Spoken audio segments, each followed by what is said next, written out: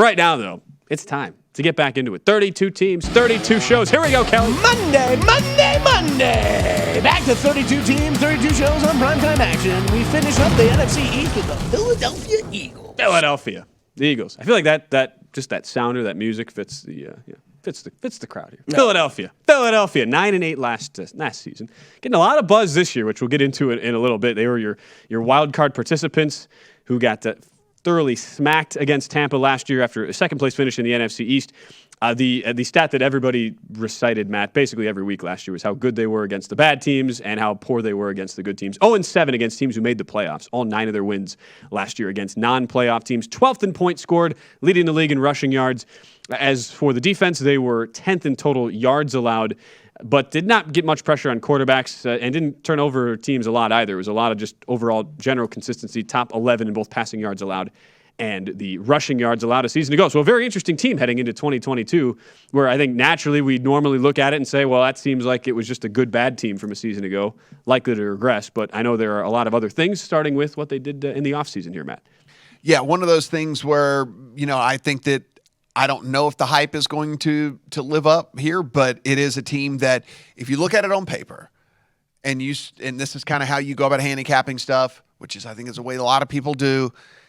Here in the preseason, it is a very impressive looking squad, kind of top to bottom here. Nick Sirianni in his second season with the Philadelphia Eagles, Shane Steichen there at offensive coordinator, Jonathan Gannon at defensive coordinator, and the big news that they made in the offseason was they went ahead and traded for A.J. Brown. So we talk about these guys and the power that they have in the NFL these days. We've seen this offseason with wide receivers. It is the demanding of money, and you either get paid or you get moved, and A.J. Brown got moved. And so traded to the Eagles. They bring in Hassan Reddick as an edge rusher as well. They bring in James Bradbury at corner.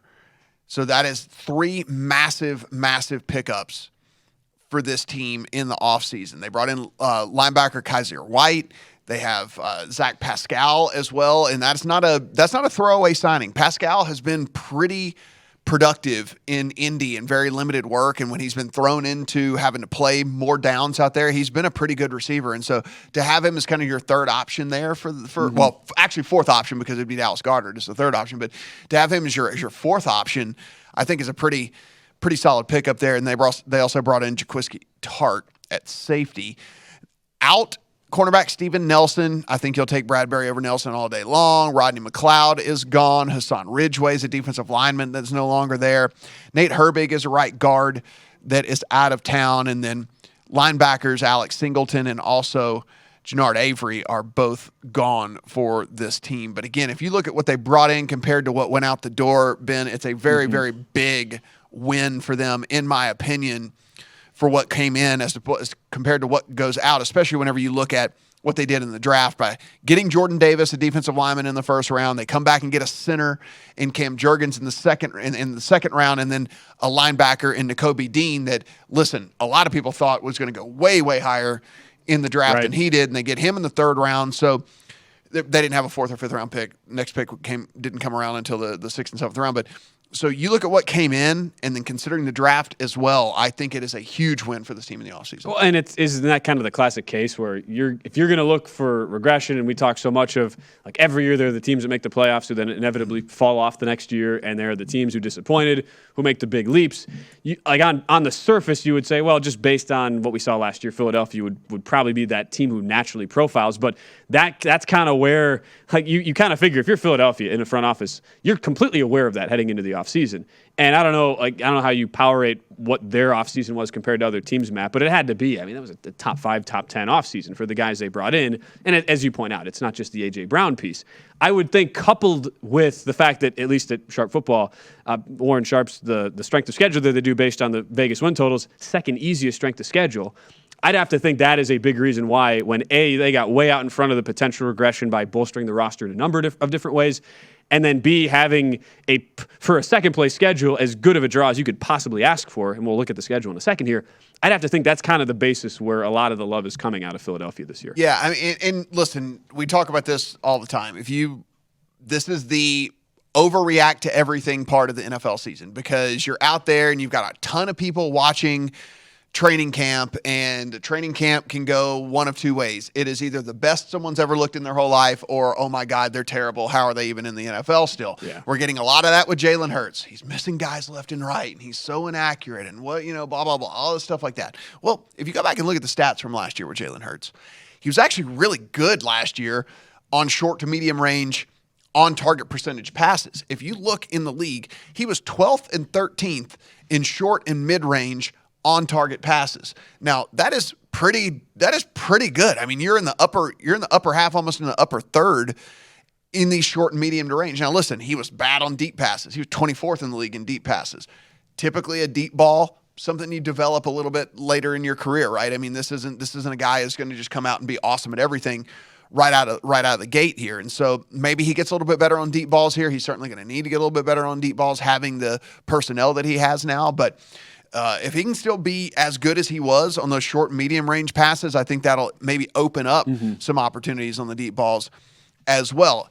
He was particularly bad whenever he was throwing against man coverage last year. And that does make me wonder if the teams are going to see that statistic and perhaps run more man coverage, or maybe they just have to continue to run zone, because when you bring in an A.J. Brown, if you man up A.J. Brown, it's going to end poorly a lot of times, right? And so I do wonder if they're going to play the statistics from last year, if they're just going to play the personnel, because throwing against man coverage last year, Jalen Hurts was actually 31st in the NFL in on-target percentage. And so that is way, way, way down there. And he was really good against, as you would imagine, if you grade out better, you obviously know that you're way better against zone. So yes, he was way, way, way better against zone than he was against man coverage. And so there's progressions here too. We've got to remember, this is a young quarterback. This is a guy that bounced around. This is another guy who now, for the first time in a long time, because you got to remember, when he was at Alabama and then he transfers out as well,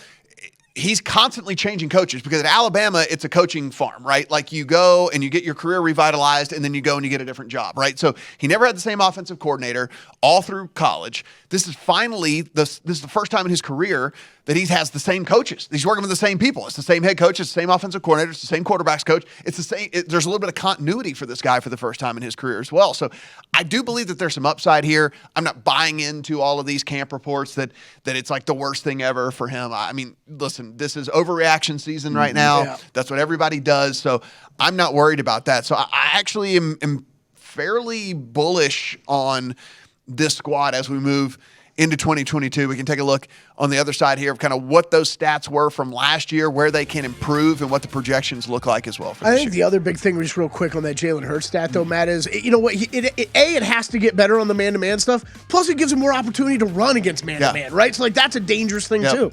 And the projections on the offensive line, that's something we have to get into as well, because it should be the strength, maybe the biggest strength of any positional group in the National Football League this year. We'll discuss that as we continue. 32 teams, 32 shows on the Philadelphia Eagles next.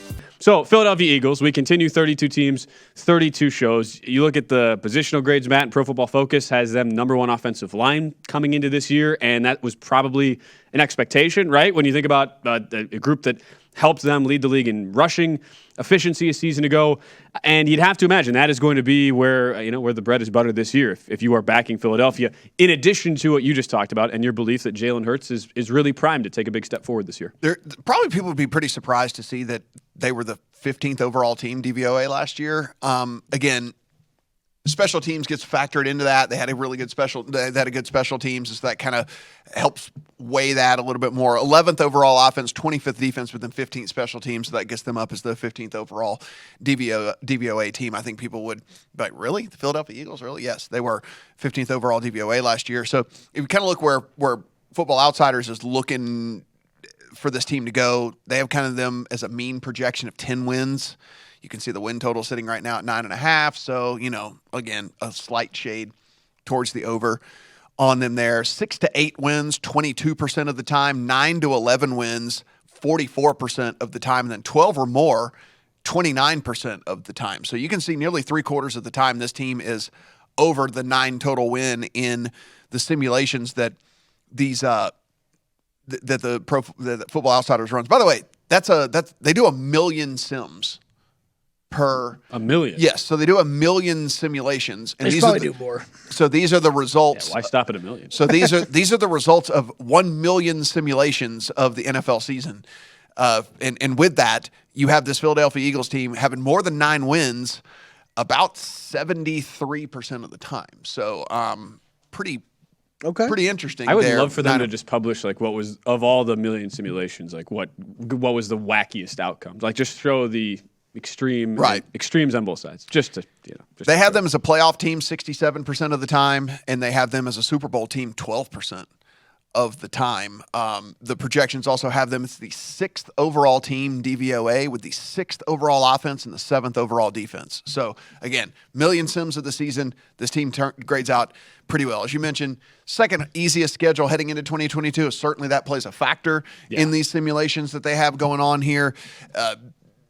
You talk about the offensive line. Warren Sharp has them 2nd overall. Pro Football Focus has them 1st overall. So you can see that everybody's kind of in agreement here that this is going to be a very, very strong unit for them. But then you start to look and you go down, and the same could be said for just about all of these units. I mean, you get to this offensive line and you say Jordan Mailata, Landon Dickerson, Jason Kelley, and then Lane Johnson over on the right tackle side of things. These are 4 elite offensive linemen that you're looking at right there. I mean, Mailata was the 3rd highest graded tackle in all of football last year, and he's your left tackle. I mean, like that is what you're looking for here. Your left tackle graded out as the 3rd best tackle in all of football last year. And so the receiving core, as we well know, Ben, you add A.J. Brown to Devonta Smith, and then also Dallas Goedert, who, by the way, kind of under the radar because we make so much about Kittle and Kelsey and Mark Andrews, and rightfully so for all 3 of those guys. Dallas Goedert is like a micro tier below those guys. Like he is a very, very good pass-catching tight end, runs really good routes, and he's a weapon out there on the field. So this receiving group, Sharp Football has them ranked 5th. Pro Football Focus has them rated 4th. I mean, like, so again, top 5 unit offensive lineman, top 5 unit of people catching the football. Then you go on the defensive side and you go, okay, well, there's got to be a weakness here on the defensive side, or we would just be going crazy about this team. Well, not really, right? So you look at the defensive front 7. So the way that they do it at Sharp Football is not just the defensive line, but the front 7 overall has them as the 4th rated front 7 in all of football. And then you go to Pro Football Focus, who has the 9th rated defensive line. So yet another top 10 unit here.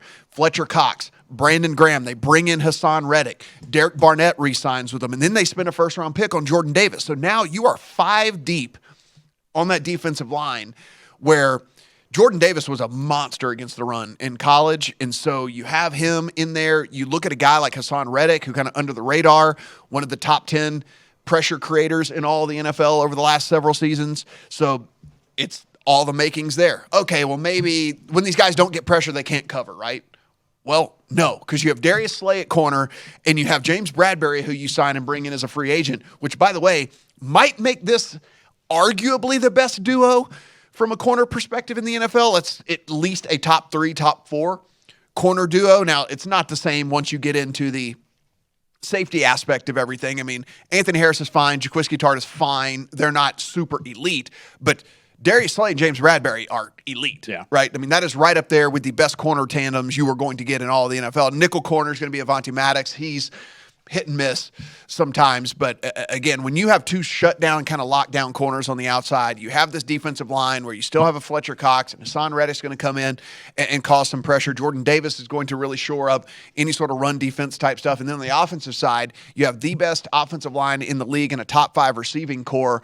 It really does. And we started this out. That's how we started this whole spiel about this team. It is going to come down to the play of Jalen Hurts, because you have all the pieces there. You have the line, you have the playmakers, you have the defense to keep the other teams from just blowing you out of the water. You have the secondary in a passing league that's going to be able to stop teams from throwing all over you.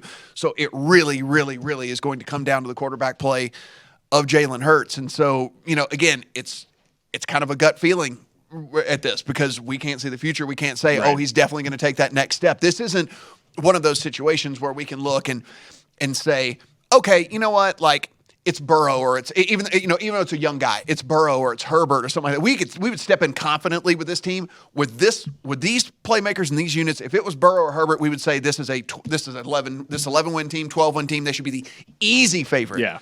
To win that division. It would be no questions asked, right? With the top offensive line, these playmakers at the pass catching position, and a defense that the units combined are top 10 on both sides of the ball. It would be easy for us to do that. So the question mark here literally relies with one singular person, and it's Jalen Hurts, and that is going to be the key to this season for this team. Matt, I know you haven't. I don't think you've made any bets yet on the Eagles, right? I haven't either as far as futures are concerned. I will at some point, just kind of shopping for numbers and decide exactly what I want to bet.